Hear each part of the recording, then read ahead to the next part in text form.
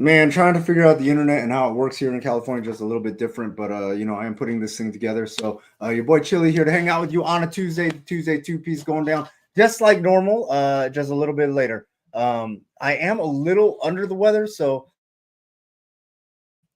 I might be muting my mic randomly just to cough it out a little bit. I do got Gridiron. He is coming up to kind of carry the show as he can, as he normally does. I do got to shout out my guy Devin Horn. Time out, Dev. Time out, Dev. One of the best camera guys, video guys out there, and kind of becoming a football guy. I've always punished him for being a basketball guy. Not really punished him, but that was just my way of showing him love. So shout out to Dev, who always jumps on, shows love initially. I don't know if he hangs out throughout the show, but I do know that he shows love as often as he can. So I really appreciate him checking in. I think he called me Chillard like Dame Lillard, but I'm not sure. But yeah, so I'm always grateful to him for hanging out. And he does some of the best camera video work in the Valley. I'm pretty sure he caught on with I don't know, maybe he can announce it himself. I should bring him on the show, let him do his own announcement. I think I'm going to try to do that next week. No special guest this week, but me and Gridiron got a fully loaded show. A lot of things to talk about, but some things that I do want to talk about real quick. Football is the topic, and there's always like a ton of it going on.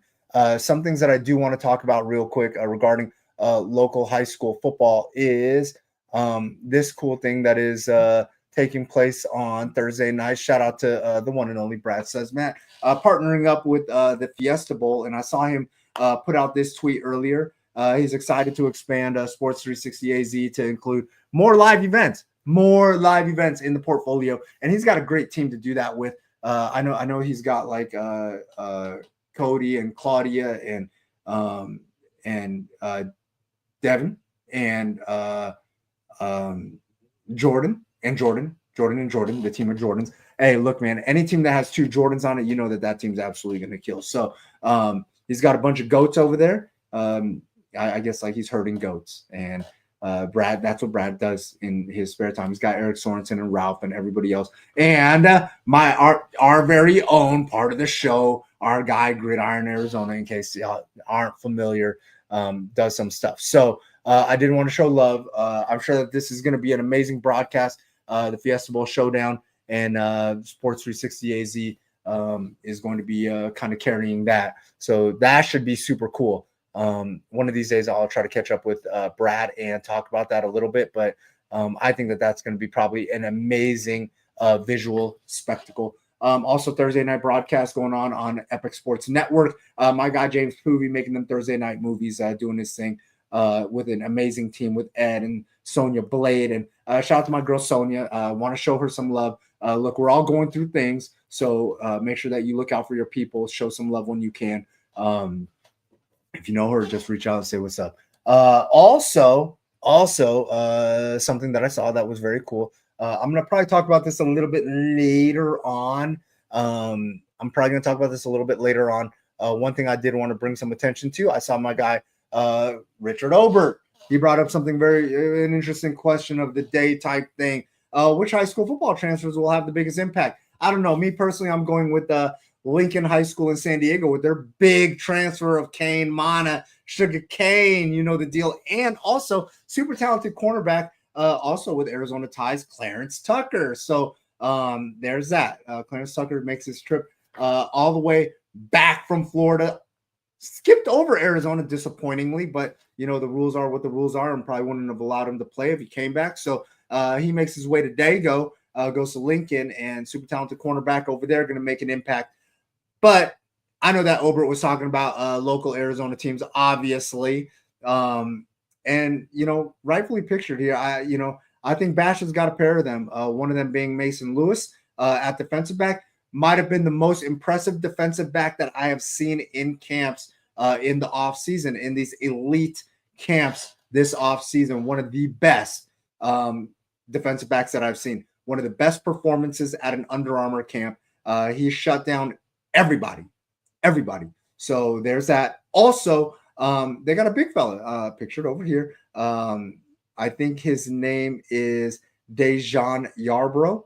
big fella from Minnesota. I believe that he's standing next to Jake Hildebrand, kind of give you an idea of size. So, yeah, some absolute monsters. So there's that. Wanted to make sure that, listen, I think that that's a hell of a question. You know, I might let Gridiron touch on that a little bit after we do our segment of breaking down some of these amazing football schedules from some of these, I guess, top teams. And look, me and Gridiron, we're a fair duo.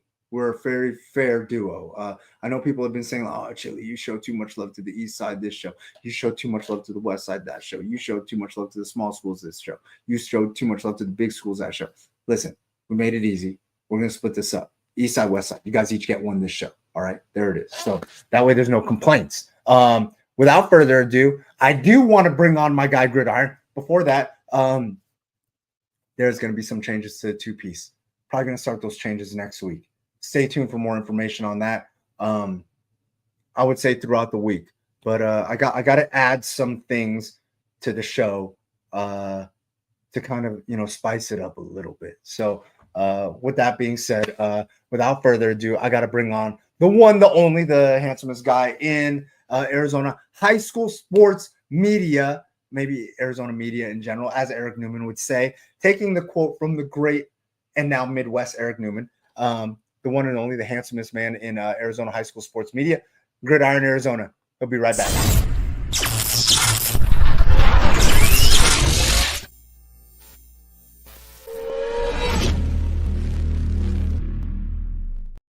Now it's really time to get the party started. Oh, hey, I'm too vanilla. You got to spice it up.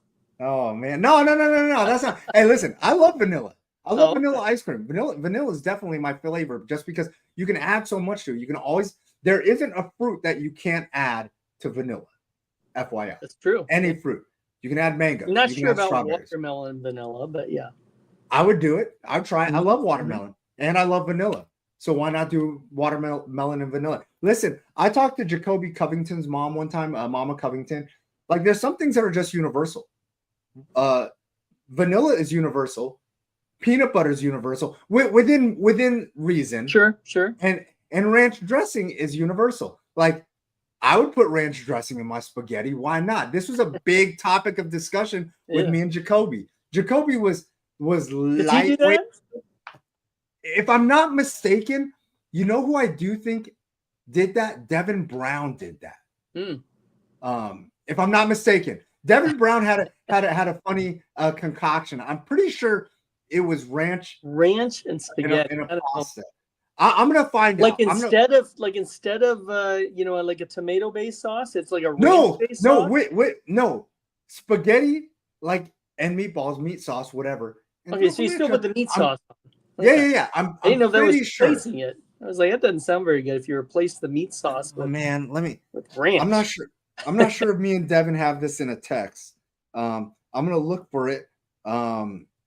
Maybe if you got some heat with that sauce, you got to cool it off a little bit. Okay.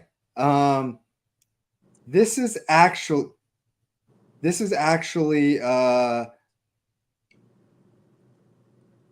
Devin Brown's actually on record, I believe, saying that he would do ranch on spaghetti. This is a conversation that I had with Devin's dad, but he said that apparently it's like a Midwest thing or whatever. The Midwest thing. Yeah. Well, so there's that. Hey, one of these days, look, I've been trying to score the Devin Brown interview for a long time, and it's eluded me. Just because his schedule. He was doing this thing at Ohio State for a little bit, and then they were chasing this weird championship. No, he's not. But he's at Cal now, right? And his schedule's still kind of a tough one for me because he's got some meetings. I don't know, some meetings. To fly over the Midwest 4 times to play all their conference games.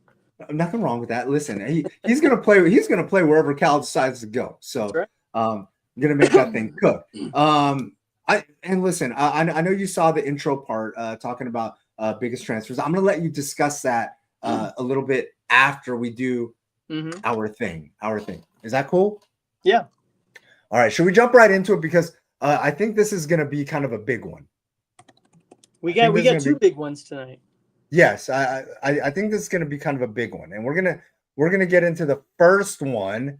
We're gonna get into the first one right now. We're gonna start off with this team that I think is going to be an absolute problem, and I've already kind of projected and predicted. So my projection on this is not going to be a surprise, really, to anybody. We got Desert Edge, and this game is going to be this whole schedule is going to be pretty insane. And their first game is going to kick off and be absolutely incredible. Real quick, though, I do want to get into a couple things on Desert Edge before we go fully like inside the numbers and talk about the schedule. Desert Edge head coach MacArthur, absolutely love him. He is also their primary defensive play caller, so he kind of wears that DC title also. Coach Goodlow's the new OC over there. I'm gonna let you get into all that stuff later. And let it fly there back in the Paradise Honors days.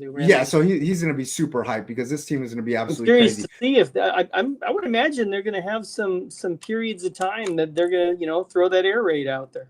Oh, it's gonna be insane. Also, I want to shout out some of their coaches. Coach Lang, who coaches their running backs, has done a phenomenal job. Coach Lydell, offensive line assistant head coach, does a great job with that offensive line. Ludovico, Coach Ludo, the wide receivers coach, who kind of took over offensive play calling last year when they made a change, end of the season-ish.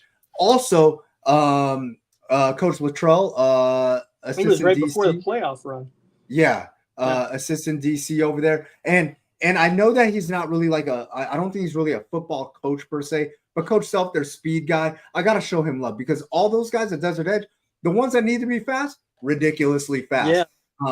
And also our guy, one-time, full-time journalist, media guy, Coach Saliga. I know he's mostly like full-time-ish on lower levels, coaching the defensive line for the freshmen, and he did a phenomenal job over there. I got to watch him in action over there at Higley. But on varsity, he does assist with special teams, and he holds them down. Listen, special teams are super important. I talked to my guy, Coach Regal. He's still doing some media stuff when it comes to basketball. Yes, and he does a great job there. But I did talk to my guy, Coach Regal, who does some special teams work over here at ASU. Yep. And, he's always preached to me about the importance of special teams and how special teams coaches typically make the best head coaches. So there's that. I just wanted to put that out there. Because they have to know, they really have to know all facets of the game. So, whatever it is. So also position, yeah. Also my guy Papa Ortiz, who's helped out a lot with recruiting. I don't know how hands-on he is because I know he's also an AD at another school, but I know he comes back to do his part whenever he gets a chance. But I really wanted to shout out that group, the coaches of the team and stuff. But we're going to dive into the schedule, which kicks off and is absolutely crazy with Cactus Shadows, Coach Dixon making it very, very clear that not only is Gridiron circling this, but he's circling it too because there's that work. 10 teams that are circling Desert Edge on their schedule. No, for sure. They are out the gates, target this season. Right. So right out the gates, we are going to talk about this Cactus Shadows Desert Edge matchup. And me and you I talked to Donovan Dixon about it, and he's fully looking forward to this. And he's fully looking forward to this not once, but twice. Not only does he want this smoke in the regular season, and he's going to get it in his dream season, but he wants it in the postseason too. Listen, Gridiron, I'm going to let you jump right all over this game. I heard that Zach Alvira's coming out to get that this. Is correct. He will be out from Colorado for this game. Yes. I don't care. I don't care what game it is. It's a big game when somebody's going to fly in town to cover it. Gridiron, go inside the numbers. This Cactus Shadows matchup is going to be bonkers. Yeah, this is a playoff rematch from last season. Desert Edge won that game 42-19. Of course, the Falcons return quarterback Donovan Dixon. In 3 years as the starter of the Falcons, he has 66 touchdown passes, 30 touchdown runs, and over 9,000 yards of offense.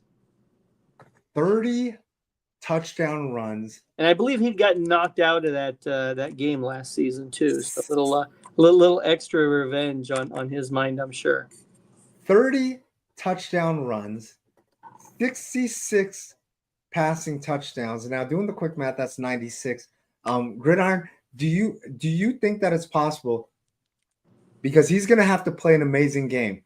Will he get his 100th career offensive touchdown in this game? So that means he'd have to matchup account for 4 touchdowns in the game.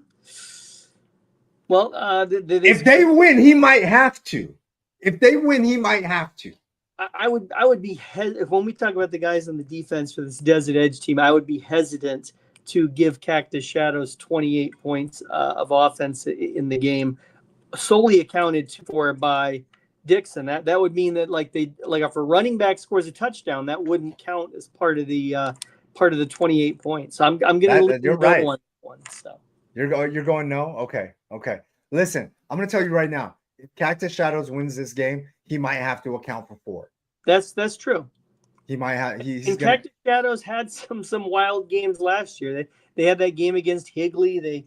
They had the Notre Dame prep game. Notre Dame, yeah. But they had a Cooper Perry had the ball. Where you had to score like 40 points for them to just to have a chance to win it. Cooper Perry had to go crazy that game to win that game. Yeah, well, no, I was looking at Cactus Shadows had some even wilder ones than that. That was just a 28-21 game. They had a game against Higley, of course, that was a 56-50. They had a 49-42 against ALA Gilbert North. So I mean, they've had some offensive games. Sheesh. They put 55 on the board against Boulder Creek last season. They had a couple where they went over 60. They're if the run game is ready to go, and they did have to replace one of their running backs over there at Cactus Shadows. I believe it was a 1,000-yard rusher. They can score some points. All right. Okay. After Cactus Shadows, we're going to find out the gates who this Desert Edge team really is. And that is a Thursday game, by the way, the Cactus Shadows game. Absolutely crazy. After that, we got 3 games on the road. And what I love about this is Desert Edge got to go all the way south to Vail to meet the boys of Vail. Yeah, none of those 3 road games are in the west side. They got to go all the way north. Not all the way north, but as far north as your boy would travel, kind of. Mm-hmm. And check out Notre Dame Prep at Bemis Field. Yep. Got to see our guy Gunnar Perry. Then they got to make their way pretty much like all the way east. As far east as I might go. Sometimes I'll go to Apache Junction if there's a Digos over there, but all the way east. There is a Digos there. He's going to be coaching soccer over there now too. Oh, I might cover some soccer then. I might go show some love. Now, ALA Gilbert North. That's going to be a heck of a matchup. Then they come home. They, of course, I believe they were the top seed last year in the 5A bracket. I think you're right. Mm-hmm. After that, knocked out before Desert Edge could get to them. After that, well, Desert Edge is going to get them this year. Cactus knocked them off. A game that I picked against Cactus last year. I think I remember that because Cactus hit me up. Cactus remembered that, yeah. All right. So then after that, they finally get to come home. They're going to log some miles. September now is where we're at on the calendar. Because they're going at least like an hour. What is that? Like 90 minutes, 2 hours? Cienega is like a half an hour south of Tucson. So that's like 2 hours on the bus at least. Going south, yeah, depending on maybe more depending on traffic. What time you go? Yeah, I'm gonna guess at least like an hour and a half ish to Notre Dame Prep, an hour and a half ish to because they're out. They start pretty close to the 10, but they're pretty far west, so they got. I mean, they're not Shadow Ridge far, but they're far. Mm-hmm. They're far. They're almost as far east as I go. So I've been out to Shadow Ridge. That's why they're not the farthest. I've been to Shadow Ridge. Yeah. And I've been to Canyon View. And those boys been out just there. Off the 303, yeah. Yeah, your boy's been out there. Okay, so then they finally get to come home and play this Mountain Point team that cannot wait. To see Desert Edge. And this is going to be a crazy matchup also. Big time matchup. 5, remember, also. So if they have some before the transfers, not be eligible yet. Josiah Smith should be available immediately, though. That's the transfer that came from Iowa. Tucson Turf kid, absolutely special wide receiver. this matchup should be super interesting. I saw Mountain Point kind of juggling quarterbacks or whatever at practice that I went out to. I love what Escobedo does and what he brings to the table. Got to see Jordan do his thing a little bit too. So I'm not sure who Coach Artis is going to tab as his starter. I don't know if anybody knows yet, but it should be interesting. Gridiron, I'm going to let you take it away. Yeah, and Mountain Point opens with Maricopa and Desert Vista. So they should be able to work out who the starter is by those first 2 weeks. Then they get to Mountain Ridge, Desert Mountain, and then this Desert Edge game. Mountain Point, of course, in 5A now. They got offensive lineman Aaron Thomas, an Ohio State commit, and then senior Jalen Coulter at the linebacker position also. Yeah, hey, listen, I also saw some special running backs over there at Mountain Point. They're kind of young. They got a freshman. They replace Otis over there too, the running back. Yeah. Yeah, the Louisiana. Mm-hmm. That kid was an absolute stud. But they got some young running backs over there. A McKinney and a kid named Sonny that transferred in from California, I think. A McKinney that related to another McKinney that they Yes. They got some lineage over there. Also, Papa Gray's, Keon Gray's dad is going to be coaching running backs over there. They got a very, very decorated coaching staff. Listen, it's really about the quarterback situation over there at Mountain Point. If the quarterback is in rhythm and ready to go, I think Artis can dial some things up and have Fitz give Desert Edge defense some things to look at, some things to look forward to, some competition, something to kind of grind their teeth on. But if they're juggling quarterbacks, if they can't figure out the quarterback room, the quarterback situation, and they're taking this into the scrimmage, I think it's going to be big problems for Mountain Point. So I think that Mountain Point, they really got to solve this. Do it into the scrimmage, but yeah, they have to have an answer by week 4 when they play Desert Mountain, the week before Desert Edge. Look, man, I mean, I don't want to make Desert Edge a segment really about Mountain Point, but look, Mountain Point schedule, kind of remembering it kind of freshly. I know they got Maricopa, Desert Vista up front, and then they got Mountain Ridge, and then Desert Mountain. Look, you can't try to figure this out as the season goes. You better know who that quarterback is well before week 1. Because we expect we talked about Mountain Ridge. We expect that to be a much improved team, and of course, Desert Mountain, the team that's been in the Open the last 2 years. If they don't figure out this quarterback thing, you know what, Gridiron? I'm gonna say that you might be not just closer, but absolutely right about record projection. I had them at 8. You had them at 5 or whatever. 6. You might be right. That if they can't figure out the quarterback thing, they're going to be a 5-5 team, and they're going to lose to Desert Edge by like 40. That's the problem. So they'll figure it out. Coach Artis will dial this offense up. Coach Roberts is going to make sure that these guys are disciplined and ready to go. Listen, the trenches are the best part about that Mountain Point team. Yes. And that could be what gives Desert Edge the most fits, regardless of the quarterback situation. But we're going to find out. Matchups up front, absolutely. On the back end of this, there's some interesting matchups that I do love for Desert Edge. I usually pick a region game as that second game, but the Mountain Point one just kind of stood out to me too much. And it was close enough to the second half.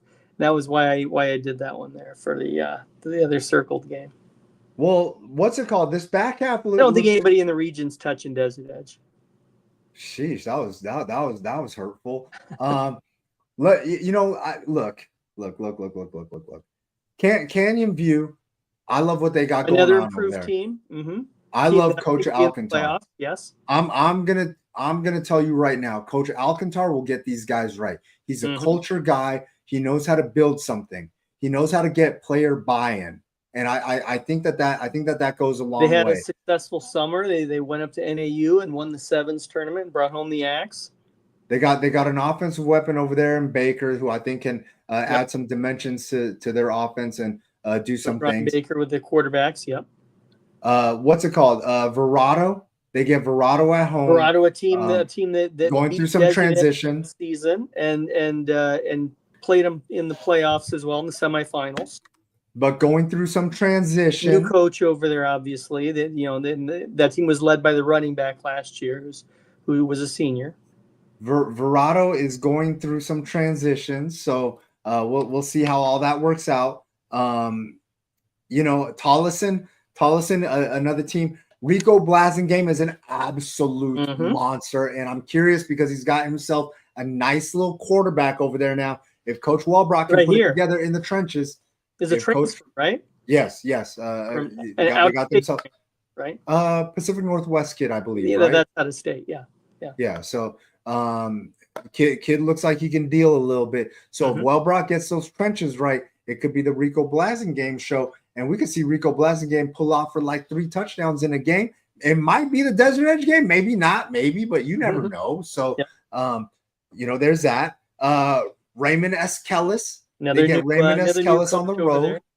New coach over there too. So we're gonna see how that thing works out. And Millennium, Coach Early's squad. So look, I've seen some of these kids from Millennium. I think so too. They lost a big offensive weapon, but they got a whole room of quarterbacks out that I saw in sevens. Yes. I wasn't gonna say that, but since you said it, it's all good. I could say that because they're on the schedule. So hey, since you said it, it's all good. Look, Desert Edge is no joke. Desert Edge is definitely no joke. So we ran through all the coaches. They got a special group of coaches, I think. Like I said, I love what MacArthur does, and he's assembled. He tabbed himself. He found himself an OC that he believes in. He has Coach Ludo over there, who has some offensive coordinating, experience now under his belt, and is coaching wide receiver. Super important part of this offense. Breaking down this offense, they got a quarterback over there who's absolutely special. 2027 flamethrower Blake Roscoff. They also got a 2029 kid who I think is going to stay mostly lower level. But I do want to mention him, Maddox Boyd, a 2029 kid. I think he's probably going to be a JV guy because Desert Edge is one of those programs. At least ever since the Carters, they really believe in building through their JV program also, so they take JV seriously. He's 29, yeah, certainly. Yeah, so the lower levels. Well, what's it called? Ruffscoff's pretty. This isn't a school where we have a QB battle going on. No, not at all. But what I'm saying is, Maddox Boyd is a super talented kid. He's going to get most of his playing experience on lower levels. JV this year, probably just primarily hold the clipboard next year or whatever. But my point in him in saying that he was probably going to be a JV quarterback is that Desert Edge takes their JV program seriously. A lot of programs would keep their 29 on the freshman level to build with all the freshmen. Not the case here at Desert Edge. Guys you play with, for the next 3 years. Sure. Yeah, for sure. So after that, running back room is led by Byron Brandon Jr., absolute stud running back. Sophomore. Yes. Running back room led by Byron Brandon Jr. Oh, Byron Jr. Yeah. I'm going to guess that his dad's name is Byron also. So there's that. Wide receiver room. Hey, they got a fleet. They got some dogs led by Golden Ticket guy, Zarek Sidney, who we absolutely love. Also got Marshawn Coleman, absolute dog. Travion Dixon, absolute player. Davon Standard, big fella, long kid. He's going to have to sit 5, but he's a dude. And then the Brown brothers, Jaheim and Hodge. Jaheim definitely going to be a do-it-all type of receiver that can probably take some carries out of the backfield, things like that. They got to sit 5, but they'll make that thing work. Aiden Honeywood, a 2027 kid, could create some fits for defenses. Offensive line led by Jaylani Miller, who we've had on the show, super special kid. Emmanuel Roland Amasabor, big dog over there. Yeah, he was one of the ones pulling the. Yeah, so I wanted to make sure I got his name right. Emmanuel Roland Amasabor. Offensive lineman also on this team, Evan Rojas, big fellow, the pancake maker, the deal. And then what makes this team so special, look, their offense is great. They're gonna have fireworks. They're gonna run up a lot of numbers. But what makes this team so special, I think, is this defense, and it starts on this defensive line. Jelani George, Yazin Zion, who's going to be available immediately. Long, I think edge rusher type, going to be an absolute dog. And Kai Wells, a 2028 kid, going to be an absolute problem. Linebacker, they got a kid, Caden Smith, a 2028 kid. Also, the 2028 class, super special. Defensive back group led by, I believe he's going to be their Scorpion, Cameron Hamill. I think it's Cameron Hamill.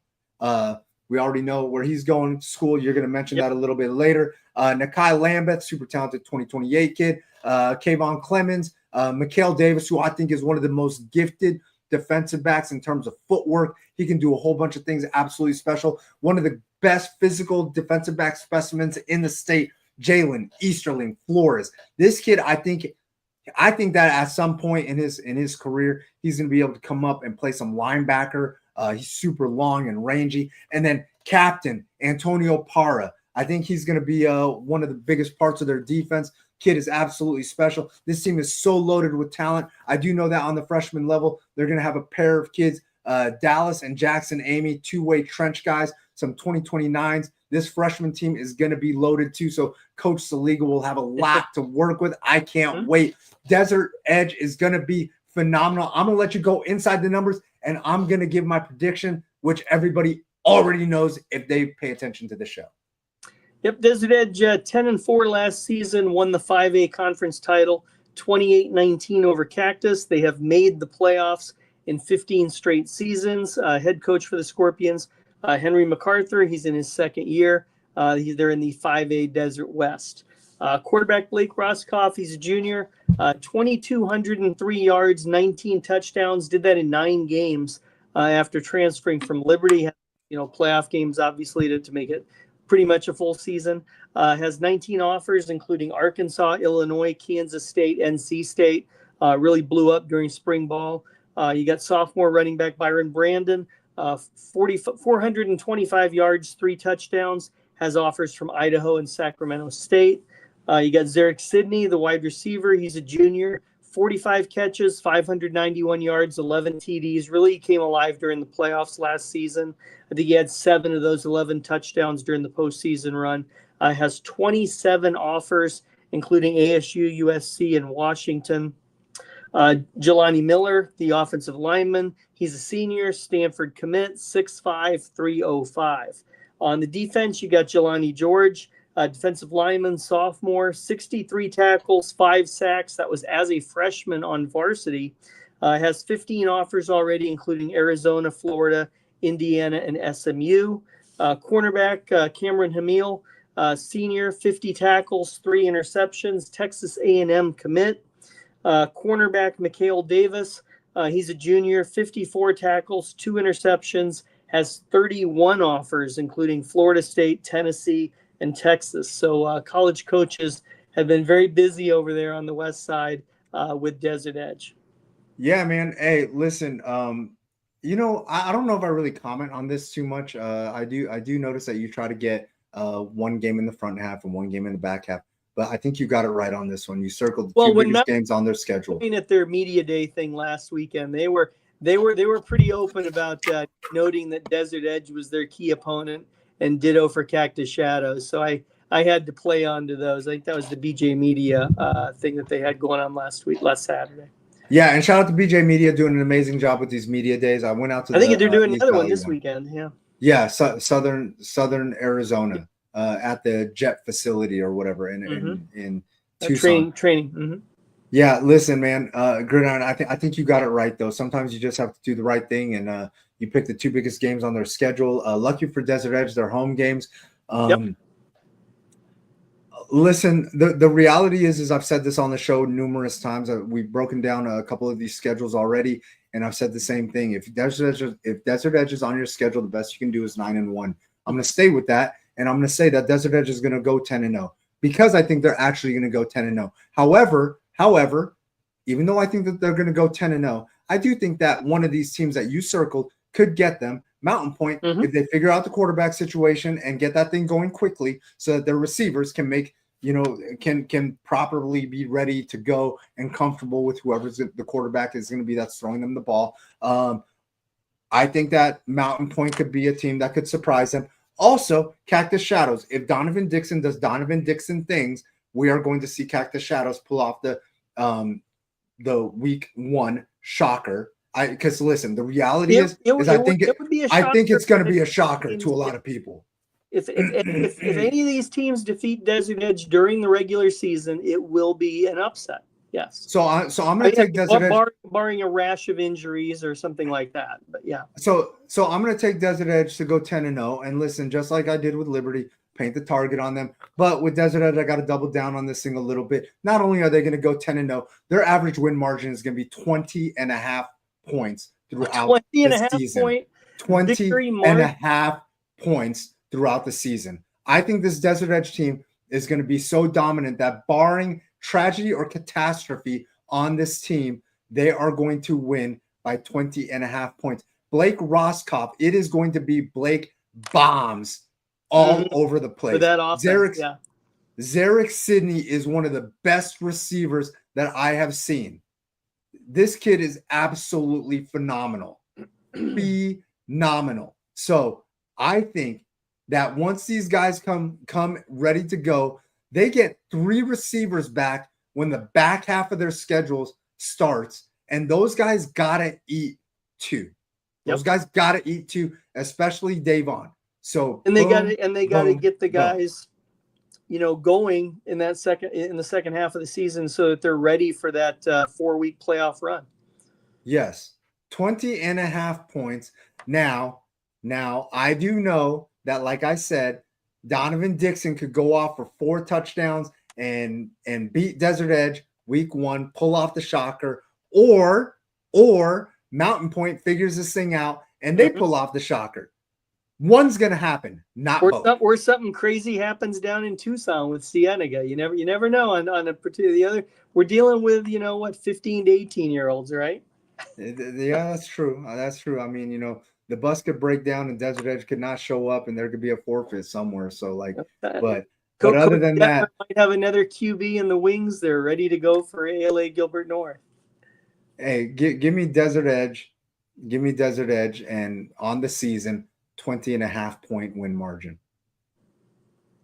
I'm going to agree and go 10-0 here for Desert Edge, and I think that the question that a lot of people are going to be wondering as this season rolls along for the Scorpions, they're going to look at Higley, who went 19-6 the last 2 years, won a 5A championship, played in an open, and got moved up. And Desert Edge went 21-7 over the same span, lost a championship game and won a 5A championship and did not get forced to move up. And they're going to wonder what is with this formula that Desert Edge was not made to move up. And they're going to wish that now that we've taken the 5A out of the open, and we all talked about that last year about how the 5A didn't belong in the open. And if this Desert Edge team with this talent goes 14-0, the AIA is going to have the questions amongst their fan base of who's the better team. Is it Desert Edge or is it the team that wins the open? And that's what they tried to avoid when they created the open. So yeah. Hey, this team's going to be 14-0 and 20.5 points. Well, they got to do it first, but yeah, no, they do. And listen, regarding that, it's only a matter of time. It's only a matter of time. And I think the reality, listen, I am so glad that Dixon and Mountain Point were so vocal about this being what they wanted. I love that because it creates a competition. Like, listen, too often nowadays, it's what's proper, what's right. Like, should the coaches be talking about this stuff? Absolutely. Why shouldn't they? And they both know. Make it known. And they both know that regardless of how the regular season matchup goes, they might get another crack in the postseason because, Desert Edge isn't going to move on to the open like we've seen in years past with really good 5A teams. Yeah. Hey, and listen, my 20.5 points thing only is for the regular season. Okay. In the playoffs, somebody's going to be smart enough and say, hey, listen, you know what? We're going to grind this team down. Make sure that the clock doesn't stop running. That's the kind of thing you have to do. You have to keep their offense off the field. Mm-hmm. Yeah, because if you let their offense step on the field, their offense might only be on the field for 3 to 7 plays because it's going to. Desert Edge definitely lose time of possession and still win games. Yes. Yeah. Definitely. Hey, grab the umbrellas because Blake is going to make it rain. Blake is going to make it rain. Grab your umbrella, put on your poncho. Blake is going to make it rain. Period. Just so we're clear. All right. Now that we are done with Desert Edge, and I got a bunch of people. Hold on. I got a bunch of people hitting me up. Chili, too much glazing, Desert Edge. Chili, when you're gonna stop glazing? Okay, all right, cool. All right, everybody's gonna burn out the glazing thing like me and you burned out the show 6-7 since thing. April. We hadn't done Desert Edge yet. No, listen, we haven't. But now that we've done Desert Edge, we put that out there and we let people know. Both of us think that they're going to be 10-0. I think me and you both had Liberty 10-0 also, right? No, I did not. I had that's the first 10-0 that I have had. I had Liberty 9-1. All right. Well, this next one should be kind of interesting as we make our way all the way to the East Valley, and we get to break down one of the top teams. Shout out to the Flight Club champions. We're going to talk about Basha champions. Hey, this schedule is absolutely insane. This schedule is absolutely insane. A little bit smallish with the print, but I kept the players in there. I could have shrunk down taken the players off and made the rest of it a little bigger. But you got to have, if they're going to represent their players on the schedule, we're going to keep them on there. So let me see if I can zoom in you can zoom it in a little bit, slide it down a little bit. Yeah, let me see if I can just zoom in a little bit. All right, we're gonna zoom in that much. Basha, Flight Club champions for big man and for sevens. So we got to see them up close and personal. Basha led by head coach Chris McDonald, who's assembled himself a great staff.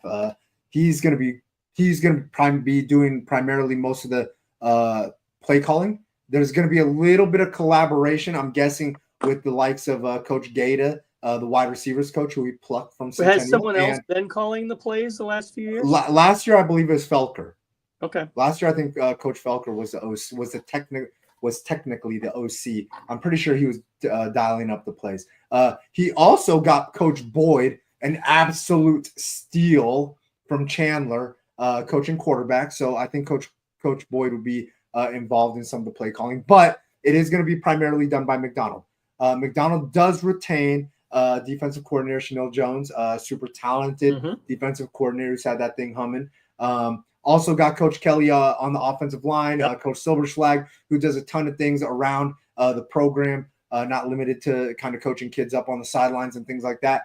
Coach Babcock, an assistant offensive line coach who spent some time at Hamilton and played and coached at Castile. And then Coach Kennard, defensive line coach, and one of my favorite guys over there, Coach Harper, part-time rapper, full-time defensive backs coach over there, who does a great job coaching the DBs. Very, very decorated defensive backs coach. So I just want to put that out there.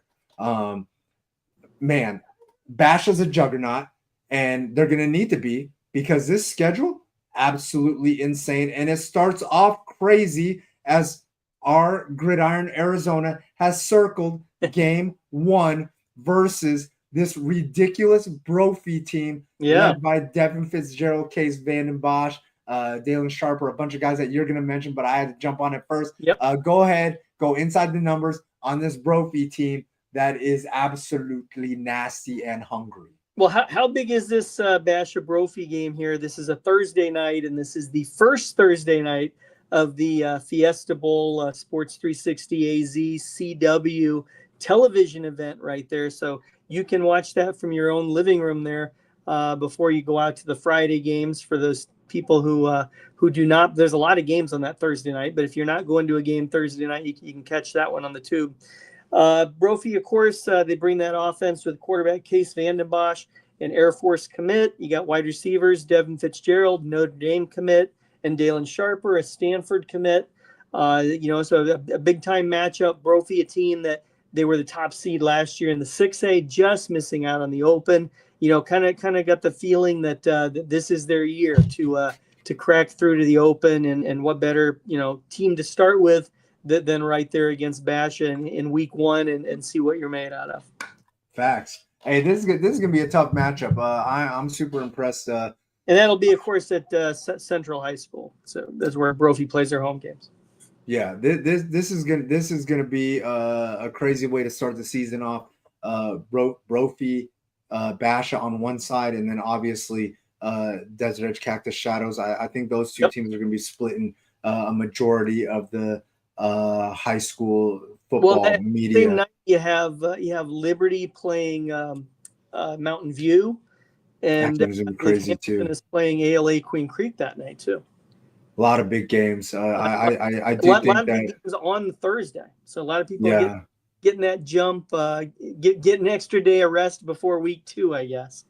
Yeah, no, It's and not a short week. It's not a short week on a Thursday when you've had 8 months to get ready for it, right? no, for sure. Listen. I'm going to tell you right now, Devin Fitzgerald has been one of the most impressive football players that I've seen in the offseason. I lobbied for him to be the best player in the state. He looks amazing. He looks amazing. I know everybody's going to say, "Oh, it's t-shirts and shorts," but some of the catches that I watched him make, some of the he wasn't playing in t-shirt and shorts last season when he was making. No, but I'm saying maybe, what I saw. It was a game-winning catch for Brophy early in the season.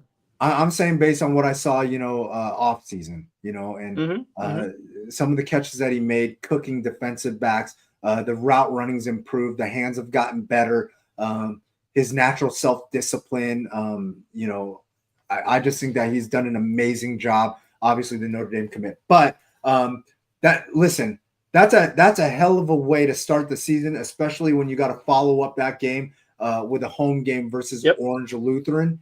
Orange Lutheran 8-4 last season, ranked number 3 in the entire state of California. It doesn't get easier after big state. It doesn't get easier after that, because after that they got to play this Williamsfield team that I think is going to be one of the best Williamsfield teams that we have seen in a while. The offensive line is ridiculous. Maybe the best since they've been at the 6A level. Yeah, they won a couple of titles in the 5A. This might be the best one they've had since they moved to 6A. And Coach Campbell has had this team and Coach Campbell told me a long time ago. He said, "Listen, he's like, with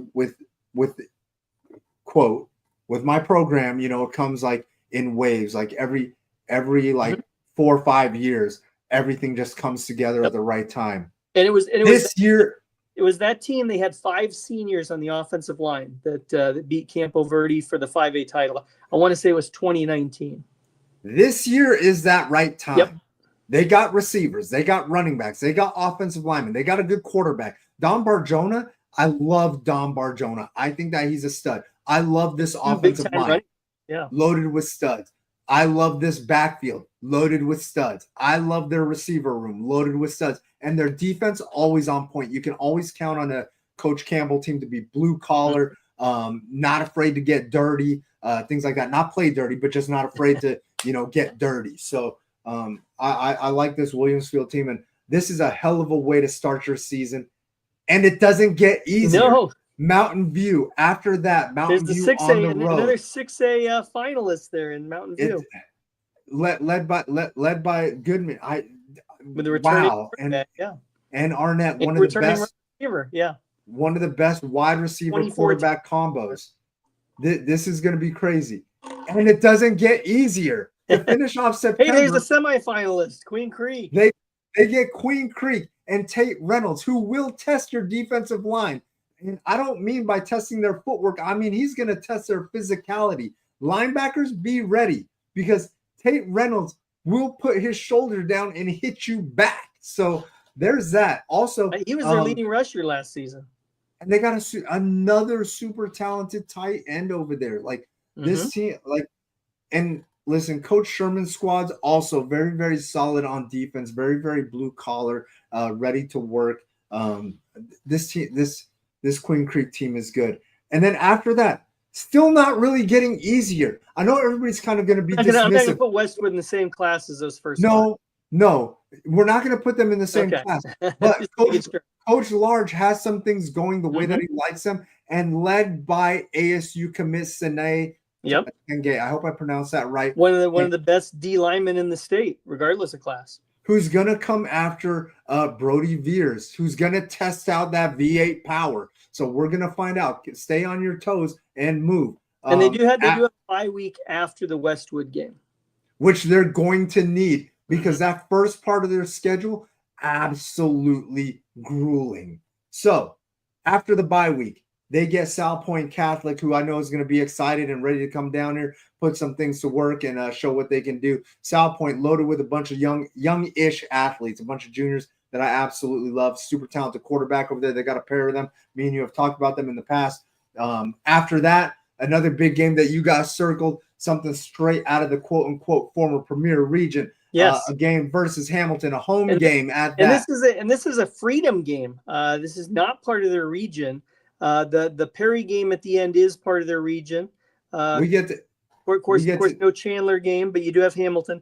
The Bears we get to see Roy period. Oliver. We get to see this matchup. Roy Oliver, Jack Scully, hopefully available, and the Jandro brothers. I'm gonna let you get into this inside the numbers. Break this one down. Hamilton versus Basha.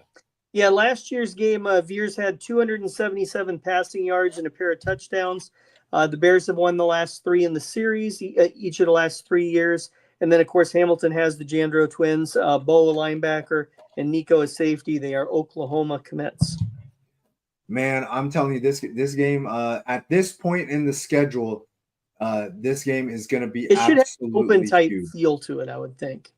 I would definitely think so. I agree.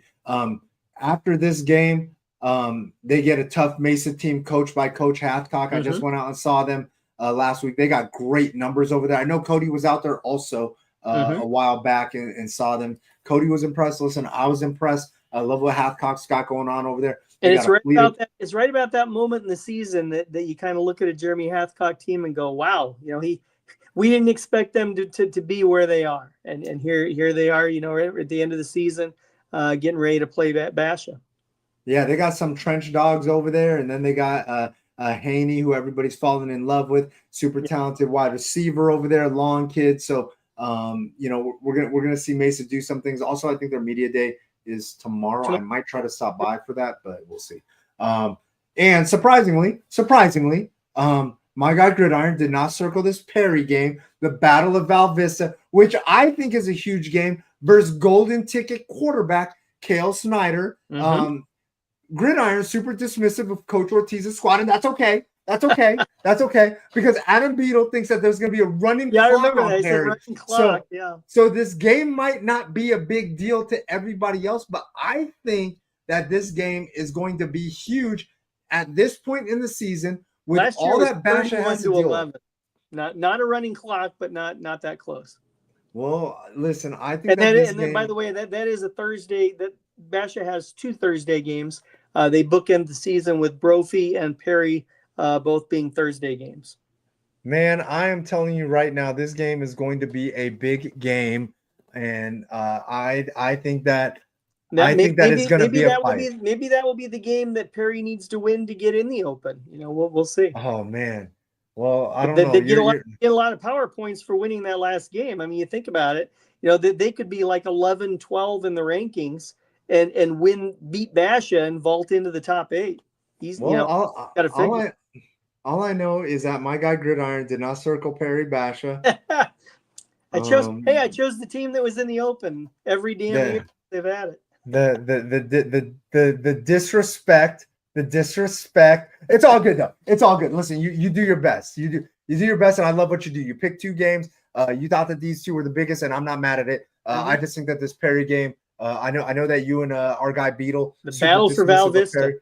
It's all good. Hey, listen, you know what? I'm just curious. When Brett and Ralph get together, C-Town Rivals podcast, how they break that thing down and talk about like the previews and things like that. Well, there'll be a lot for them to talk about that we don't know yet because they will have played 9 games by then.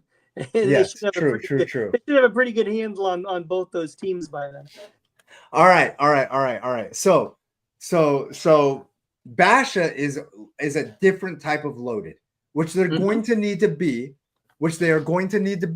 because this schedule is absolutely brutal. I don't know if this is the hardest schedule I've ever seen, but this schedule is absolutely brutal. Offense, let V8 power, Brody Veers, Flight Club MVP. Brody Veers leads this offense.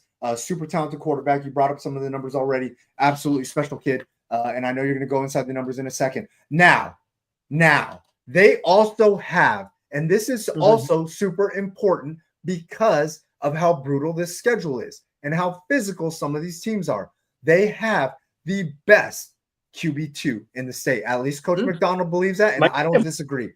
Jake Rogers is absolutely special, an absolutely gift of a 2027 quarterback who I think will end up leading Basha in the future, next year, his senior year. But in the meantime, Jake Rogers, super high IQ, can make all the throws, looks great.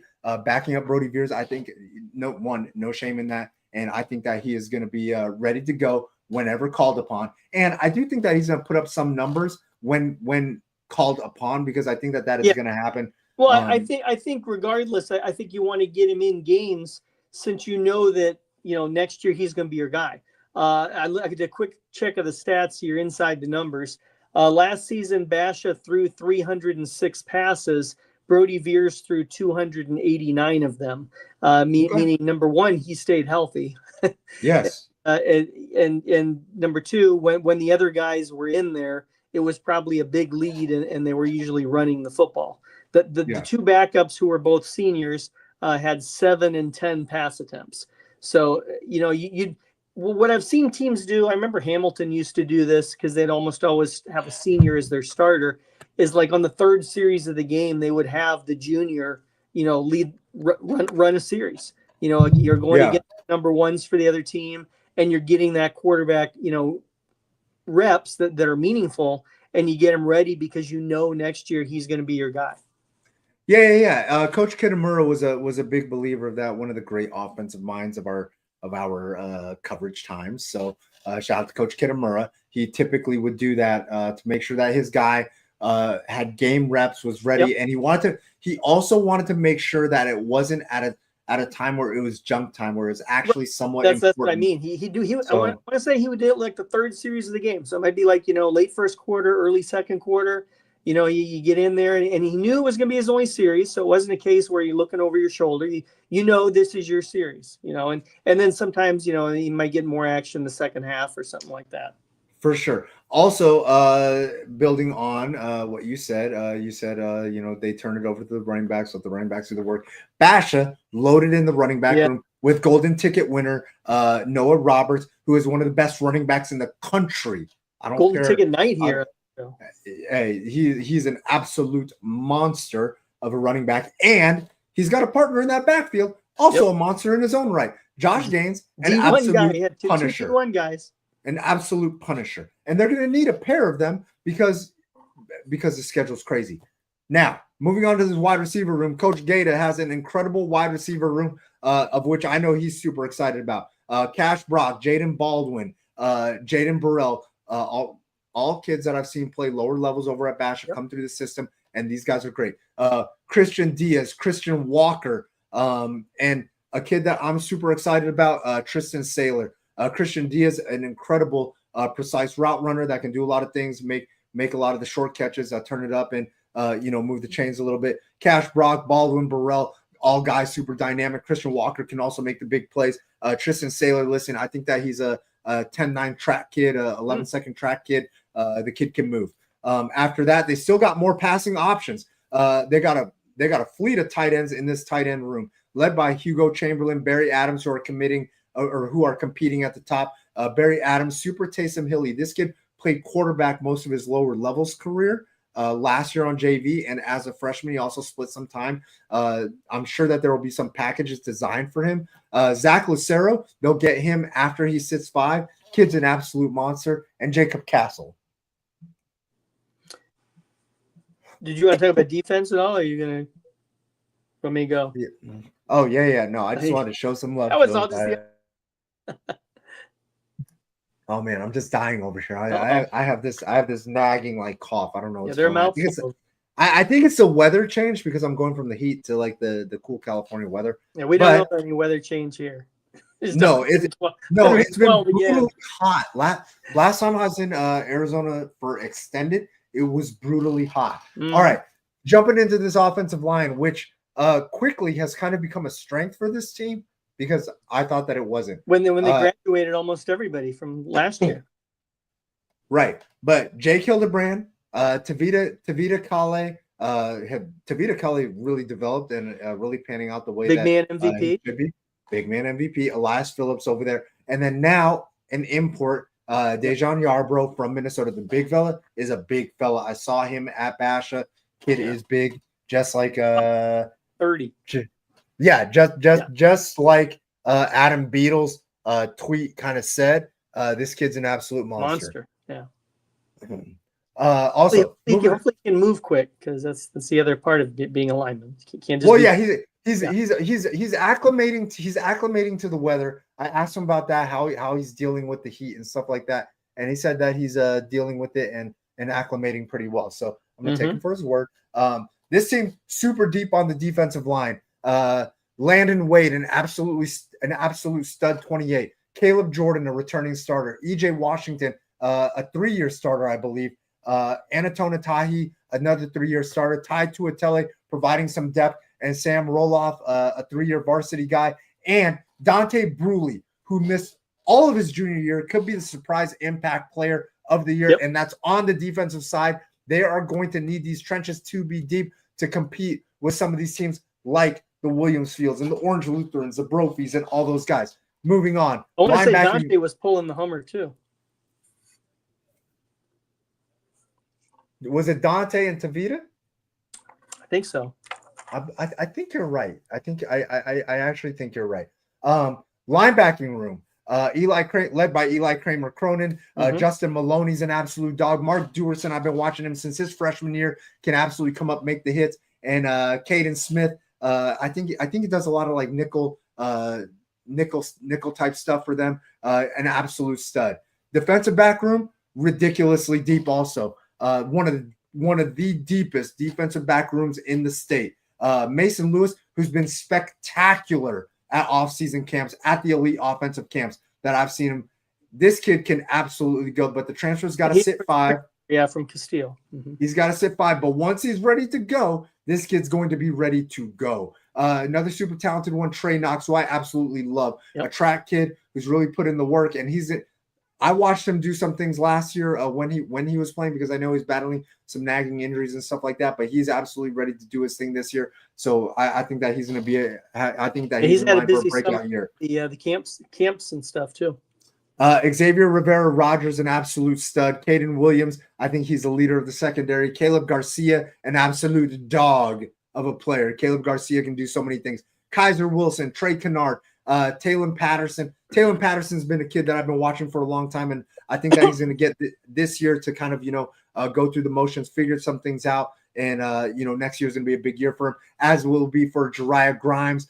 Gabriel Diaz adds depth to this team. And then they got a super special kicker, Mikey Barth, who I know Coach McDonald has confidence. Listen, if the game is on the line, there's no time left, and they need a 50, 55, maybe 58-yard field goal, I do think that rather than throw the Hail Mary, he's going to trust his kicker to make the kick, whether it's like no time or 3 seconds left or whatever. Rather than throw the Hail Mary, he's going to trust his kicker, Mikey Barth, to make this kick. The freshman team is also going to be loaded this year. Dylan Cooper's probably going to lead as super special quarterback, led the young guys over there at Flight Club, and they got some trenches over there in that young group, Desert Edge. Watch out. You aren't the only one with young trench guys. They got some young trench guys at Basha. Put them on the schedule. I need to see this freshman Super Bowl. Gridiron, I am going to let you go inside the numbers after mentioning all these guys from Basha. Yeah. This team is super deep. Take it away, Gridiron, inside the numbers on this Basha team.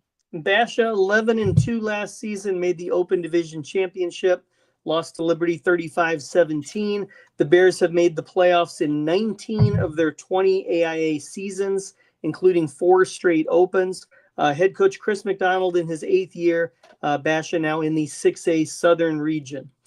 Quarterback Brody Veers, a senior, 2,915 passing yards, 27 touchdowns, just 2 interceptions last season, a North Texas commit. Running back Noah Roberts, a junior, 1,067 yards, 19 TDs as a sophomore, 400-yard games, has 32 offers, one of the top running back recruits in the nation. Running back Joshua Gaines, he's a senior, 547 yards, averages 7.8 yards per carry last season, 7 touchdowns, had a pair of 100-yard games, has offers from San Diego State and UNLV. Receivers, you got Cash Brock, the senior, 30 catches, 401 yards, 5 touchdowns. He's a Colorado State commit. and Jaden Baldwin, a junior, 30 catches, 416 yards, and a touchdown, has 17 offers, including ASU, Indiana, and Missouri. Defensive lineman Anatoni Tahi, he's a sophomore, played in 2 games on varsity as a freshman, already has offers from Illinois, Kansas State, and Missouri. Linebacker Eli Kramer Cronin is a senior, had 193 tackles in the Bears' 13 games last season, along with 9 sacks. He's a New Mexico commit. Cornerback Mason Lewis, we mentioned him, the senior, transferred from Castile, 33 tackles last season. He's a Cal commit. You got safeties Xavier Rivera Rogers, who's a New Mexico commit, and Caleb Garcia, who's an Air Force commit. JV went 8-0-1 last season. The freshman went 5-3. All right. And I believe they return 8 starters on each side of the ball. Yes, they do. I think you're right. Plus the kick. I'm gonna let you choose first. No team. I think I know what you're gonna do, but I'm gonna let you choose first. No teams went 10-0 last season at the 6A level. I'm doing a quick check here to see. In 23, no teams went 10-0 at the 6A level. The last team to go 10-0 in a 6A season was Liberty in 2022. That team, of course, went on to the Open. That was before Liberty was winning Opens. That was they lost the semifinal loss that they had to Saguaro was their only loss that season. I like that the Orange Lutheran game is here. You talked about how the Minnesota lineman is just getting accustomed to the heat. Orange Lutheran, they will have played a couple games because California starts like a week before Arizona, but they won't have played a game where the temperature is 102 at kickoff, whereas Basha will have. So I look at that. You talked about how difficult this schedule is. It's even more difficult for the teams that have Basha on their schedule. I'm going to roll it here with another 10-0. I don't know if I'm not saying 14-0 or well, be 13-0. I'm not saying 13-0 because they do not have Liberty on the schedule. But I'm going to say a 10-0 regular season. All right, I like it. Listen, I like it. You know why I like it? Because I like it when we agree on things. I am going to say Basha is going to roll to 10-0 because this team could go 9-1, but Liberty is not. But because Liberty is not on their schedule, they can go 10-0. I am going to take them both of them 10-0. If they played each other, I would have made you give one of them a loss. Yeah, no, for sure. So I'm going to take Basha at 10-0. Their win margin is not going to be 20.5. I am actually going to throw out a win margin of. Listen, I think that they're going to have to grind some of these games out, especially a lot of these early ones. They might have to grind the Brophy game out. I am going to say that they are going to win games by an average of, because they might lose one. I'm going to say 3.5. They might lose one. 3.5 sounds like a slam dunk. They might lose one. Average win margin is going to be 3.5. It's a lot of close games. They might lose one. I'm telling you that this first part of the schedule is one of the nastiest first. Yeah, we went through it one by one. Brophy, Olu, Williams Field, Mountain View, Queen Creek. Those 5 right there. And the wonderful thing is it's all in 5 weeks. Boom, boom, boom. Listen, it's easy to say, oh, we wouldn't mind playing that schedule. But literally the only team that I think that would really want this schedule might be Liberty. Yeah. Liberty would be the only one that's excited to say like, Brophy, give me Brophy first, and then give me Orange Lutheran, and then Williams Field and Mountain View, Queen Creek. Liberty's first 5, they got Mountain View in their first 5. They got the road trip to Utah to play Corner Canyon, who is a Max Prep's top 25 team. They got Upland on their schedule, a team that has made an Open before. They got ALA Queen Creek, a team you usually find in the Open, and then they got Pinnacle as their 5th. So it's very similar-ish. They're not going to meet each other, but they're going to be going toe to toe these first 5, playing tough opponents. Yeah, and I mean, And Liberty will Man, have their Centennial in there, and Bash will have their Hamilton in there. So the second half, this yeah, Liberty does play Brophy. At the end of this, you might be able to ask Brophy who's the better team, because poor Brophy has to play both of those teams. Basha is going to be battle tested and ready for the Open. And this team has some incredible depth. This is not like the Desert Edge situation where I said, like catastrophe, tragedy, whatever. Like Basha could test some of this depth and still be okay, I think. Some of it, not all of it at once, but so their tight end situation, dude. They got 4 tight ends. Before I started choking and dying and stuff and coughing to death, Hugo Chamberlain's a dude. Barry Adams is going to be a dude. Zach Lucero's a dude. Jacob Castle showed, at Monday Flight Club and that he could be a dude. Like they got some guys over here that. They got some unexpected depth that has developed over the offseason and with transfer on that offensive line. I just think that like this team is so special and loaded with a bunch of great coaches. Coach Gata actually led their 7th team, Mm-hmm. Yeah, because Coach McDonald was helping run the event. Yeah, like this team is special. I think that they got so much. I don't know. They'll be ready for Liberty when they play them. I'm just not sure how that one's gonna end up. But I will take Basha to go 10-0. One of these teams could get them, but absolutely give me Basha at 10-0. All right. Now before I choke to death and die, I do want to bring this up and ask you to share some of your thoughts regarding Richard Obert's thing. Yeah, he does this every year. He ranks the top transfers. I don't like that he gives them extra attention, but it is what it is. I mean, look, we're at a point where you have to, right? Transfers are a thing. Like it's no secret. It's not so taboo. So, some of the top transfers that nobody at any school right now aspires to make this list next year. They don't go, oh man, I hope I'm one of the top 20 transfers next season. Right? I think you'd be surprised. Maybe internally they do. I don't know. Did you say none of the programs, or did you say none of the kids? Well, you're right. Maybe some of the kids, for whatever reason, I think the kids sometimes the kids want the write-ups. So like, I'm sure that there's a kid out there that's like, ooh, I want to be a top transfer next year. But regardless, Gridiron, you've been watching a lot of what's been transpiring. You keep yourself in the loop. We talked about Liberty. They're going to have a big time running back transfer for the second half of their season from Tonopah Valley. Yeah. So your thoughts on how who you think some of these top transfers? Do you have thoughts? We talked about McClintock a couple of weeks ago, and of course Khalil Bender is now at ALA Queen Creek. ALA Queen Creek, I believe, got a couple receivers, right? Hey, wasn't the hardship hearing today? Did you get any notes on that? I want to say it's tomorrow. Tomorrow. Okay, cool. Yeah, cool. I don't know if they do all of the football tomorrow or if they do some next week, but I know it's either.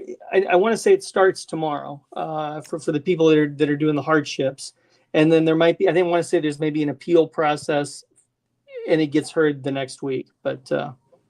Listen. I know you don't. I remember talking to Coach Hovick over at Flight Club and learned that Mekhi Hodge is now at Mountain Point. We talked about Mountain Point earlier in the show, the tight end. That's a big transfer over there for the Pride. For sure. He could be he was making a lot of catches. He can play D-line also. Hey, Escobedo was throwing him some dimes at practice. I watched that. I watched them. They got a nice little chemistry building between the two of them. for sure. And we I talked did about see that. McClintock. Of course, they got another two-way player in Aiden Whitaker. Formerly at Saguaro, wide receiver DB. Yeah, and they got themselves a little, Braylon Casper, the other one I was thinking of for ALA Queen Creek, that was at Williams Field. one of the most dynamic receivers in the state. That Mm-hmm. kid is, and once he's unleashed, and then you got a couple of the quarterbacks. Just look at Cactus of going in, going out. You got Luke Berlin there at Cactus now. We broke down their schedule love him. weeks ago.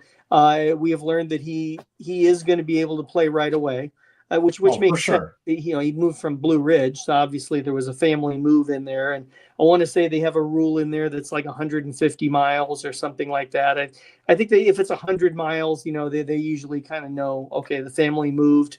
So he's eligible right away. He can play all 10 for Cactus. And then Cactus's starting quarterback last year, that of course they made the 5A championship game. Antonio Casillas is one of the guys that will be battling at Pinnacle. I don't know if I would guess Casillas is not eligible to play at the beginning, but we'll find out later this week, I guess.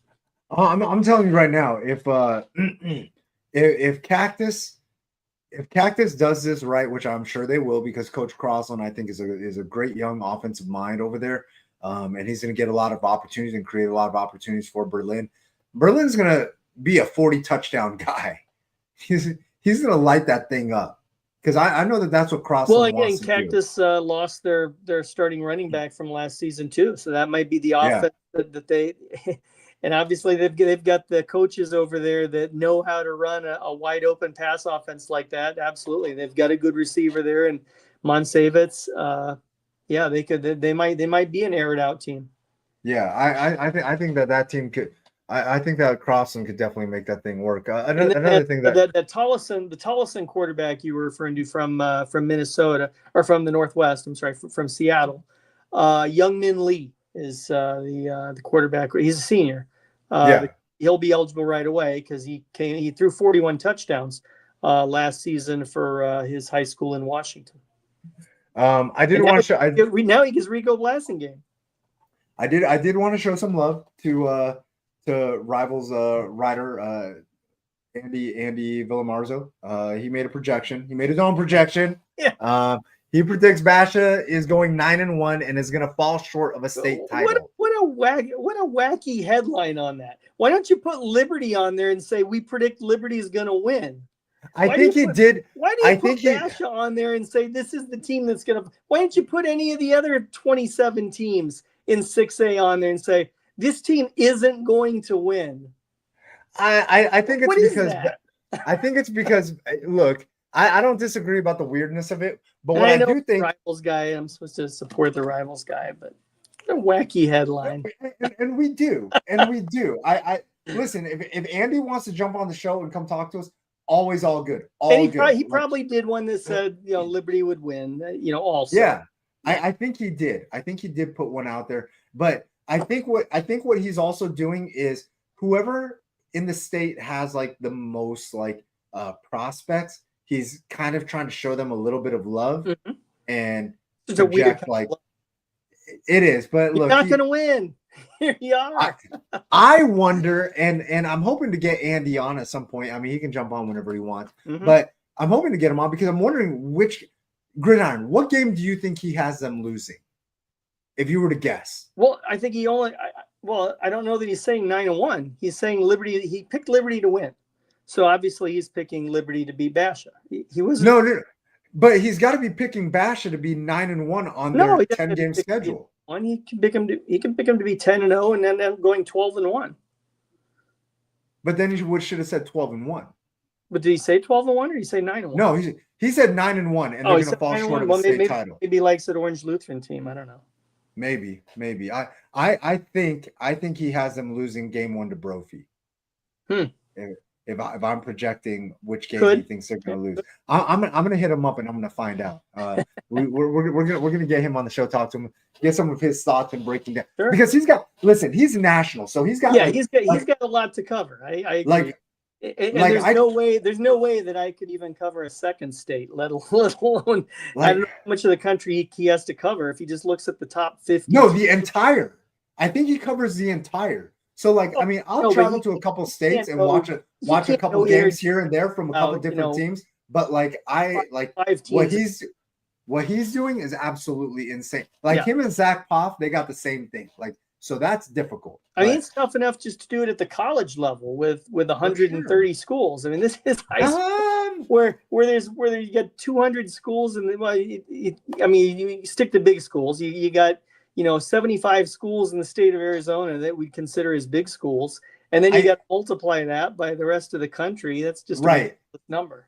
I think it's easier in college than it is in high school for Oh, sure. absolutely, yeah. For sure. And it's easier in the pros because there's only 32, and you can watch them every week.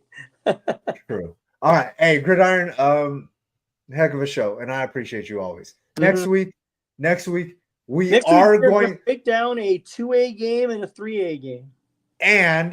And listen, spoiler alert, we are going to break down our last schedule. And one more last surprise schedule. We are going to break down, which will be the 27th one that we've done, by the way. Damn, we've done 27 schedules. No, we've done 26. Next week would be the 27th schedule. Dang. Which means look at all the schools that we didn't do. So that's what I'm getting at. Don't say that. We talked about 75, big schools. We didn't do 50 of them. We talked about them because they were on other teams' schedules. But don't give them fuel. Come on, man. We only got 52 here. We're not a daily.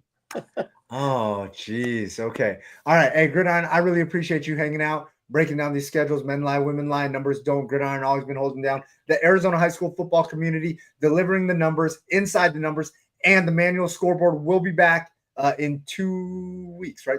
Is it right? 3 Fridays. 3 Fridays. Yeah, 2.5 weeks. Yeah. Yeah. So 3 Fridays. I got to make it in 2 weeks, right? I can't wait. Do you already have your yellow? Do you buy your yellow pad? Like, do you have like a routine? I've got one. Yeah. Oh, you just got them on deck? I did not have to buy a new. I had to buy a new spiral notebook for the for the season to put the stat sheets in, and I had to buy new folders for the season because these things only last about 6 months, and then I got to get new ones. So you have fresh ones to start the season with. So. Oh yeah, and it's kind of get a little beat up by 6 months. So. The first inside the numbers spotlight play, and that's coming next week too. That is correct. All the pressure. I'll have to let you know who that is. all the pressure, because inside the number spotlight players were. Although if they don't win, then we forget the whole thing, and we does it's no pressure for the guy who's don't be the inside the number spotlight player that loses it for all the other inside the number spotlight guys. Dang, that would be a cruel way to punish that. Also, I do got athletes of the week coming. Shout out to Grant. I always mess this up. Our guys the Grand Canyon State Gridiron Club, is that who's doing it again? Yeah, it's not Grand Canyon State. Why do I always do that? It's Coach DeGrenier. It's the Gotta Believe. Sorry. Yeah, Gotta Believe. Yeah, the wrong people. The Gotta Believe. Gotta Believe athletic. Yes. Week. Now that's not going to start next week because they got to play games first. Yeah, it's going to start the week after next. Yeah. So that is coming up. Maybe some small schools athlete of the week that week. Hey, for sure. Got to show love. Listen, just because Gridiron doesn't show love to small schools always doesn't mean that Gotta Believe doesn't. Gotta Believe. That's right. Make sure that you jump in their sevens tournaments, show some love, give back a little bit because I think they give back a little bit too. So there is that. Gridiron, appreciate you. I'm going to catch up with you next week. Sound good? All right.